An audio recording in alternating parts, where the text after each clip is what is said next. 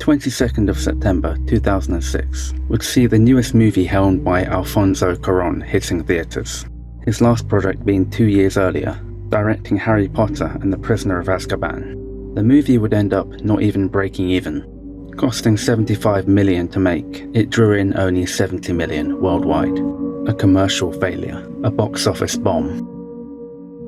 However, one of the people sitting in the theatre for this movie was none other than a man named Neil Druckmann, and the movie was Children of Men. A weathered man beaten down by the world, and haunted by the death of a child years past, is introduced to a special young woman who has the power to change the world they live in. After being convinced by one of the only people he truly cares about to carry out the mission of delivering this person to a group of freedom fighters, he brutally loses her too. Feeling that he owes it to her to continue, the two of them press forward, through gangs of people trying to kill them, all made feral by the world they live in. To run through war zones, armed with the hope they survive to protect them, facing down overwhelming military forces who care nothing for their lives. It will all be worth it in the end. If you've consumed both of these pieces of media, the similarities in tone are certainly clear, and this should come as no surprise, as Druckmann, writer and director for The Last of Us, cites this movie directly as inspiration for the project that would become the game.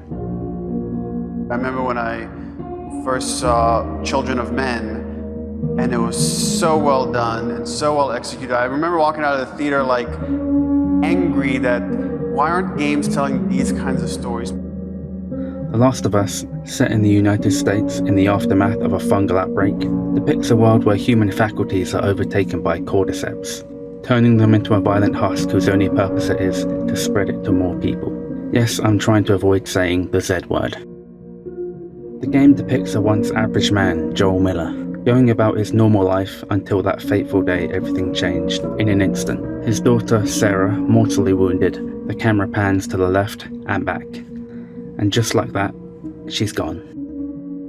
And as suddenly as it starts, we awaken 20 years later, long after modern society has fallen, the apocalypse of civilization. This is a new world we find ourselves in.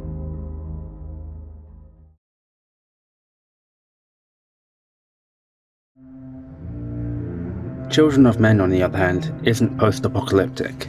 It's pre-apocalyptic. Set in the United Kingdom in 2027, we are in the midst of a world-ending event, but it is a painfully slow and drawn-out one. Here, modern society hasn't fallen, yet. It's decaying, being eroded away slowly. Human infertility is the world-ending event in this case. The youngest man alive, baby Diego, the last person to be born, is announced dead, murdered. Our protagonist, Theo Farron, has also lost a child, and this has led him to his own slow personal death, one which involves him selling his soul. A former activist, now a bureaucrat, slowly drinking himself into oblivion. Both of these reluctant protagonists are sent on a mission vital to the survival of humanity. In Joel's case, the development of a vaccine for the fungus. In Theo's case, the cure for infertility.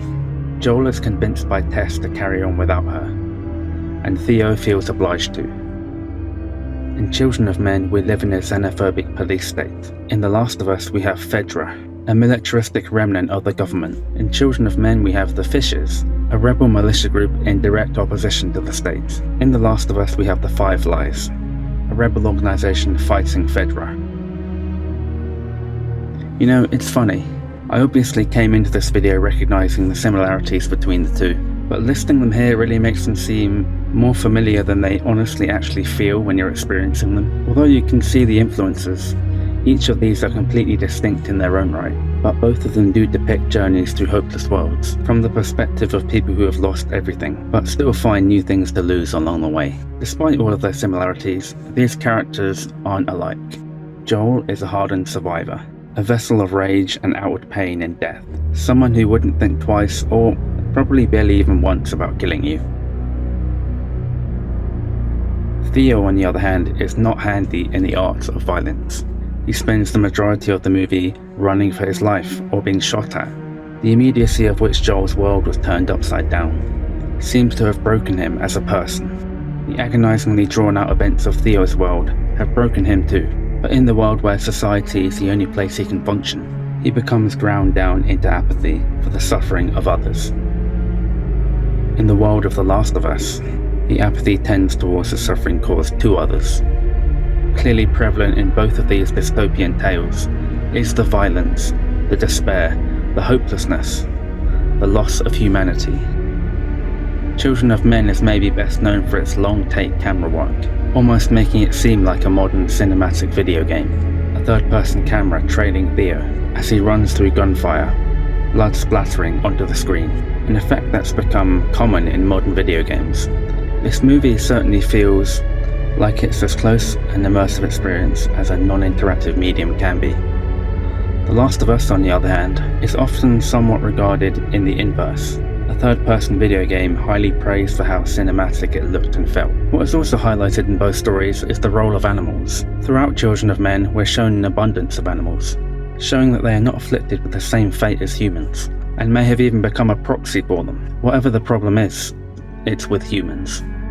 Similarly, in The Last of Us, animals are highlighted in key parts of the story, as these symbols of beauty, innocence, and hope. The fungi mutation that has jumped to humans doesn't seem to have affected any of the other mammals we see. Animals thrive while humans die. It seems to be either one or the other, even in both of their endings. In Theo's final confrontation with the leader of the fishes, he tries to force him to hand over the baby, after chasing him through a literal war zone. He believes the baby is best with him. He believes that they need the baby, and if they had it, they would be the ones to change the world. To give the world hope, sounding reminiscent of the Firefly's Marlene.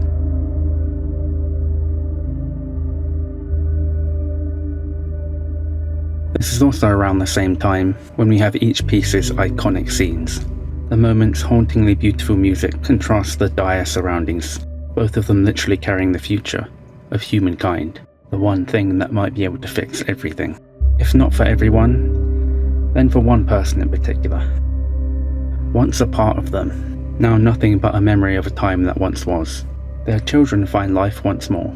In Joel's case through Ellie, he gets a taste for what he once had back, and he never lets go. He hasn't let go for 20 years. In fact, in both of their ambiguous endings, you could make the case that they both simultaneously express the feelings of holding on and letting go. For Theo, it's in knowing that the first baby born to kickstart the human race again will be named after his child.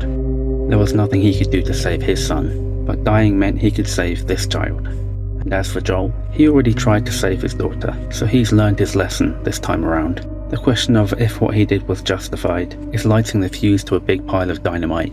But from Joel's perspective, in his apocalypse, the world is already long dead.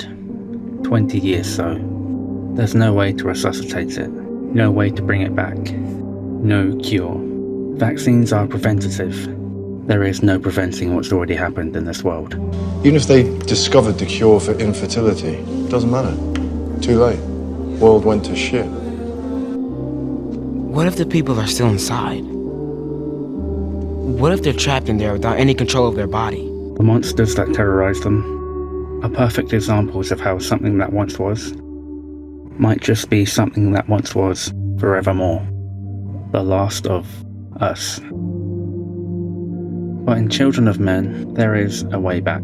A way for humanity to prosper once more. Despite how awful modern society has become, modern society still exists. Maybe there is a way to address the cause of everything, rather than fight the symptoms. If not in the grim present, then the far, far future, when all of this is viewed as a distant dark age by our surviving and thriving ancestors. But there is at least a glimmer of hope in the Children of Men. If there's something you take away from this, it's go and watch Children of Men. Though it's viewed as a cult classic now, it's not an especially renowned movie. Despite it being a truly breathtaking, powerful, haunting, marvellous piece of cinema.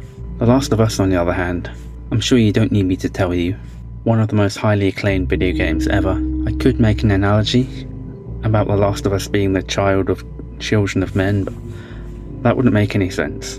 So here's the part that isn't really anything to do with the video, Something I noticed recently when watching other videos on YouTube is when I say the words subscribe or like, the buttons at the bottom will flash up in a cool way.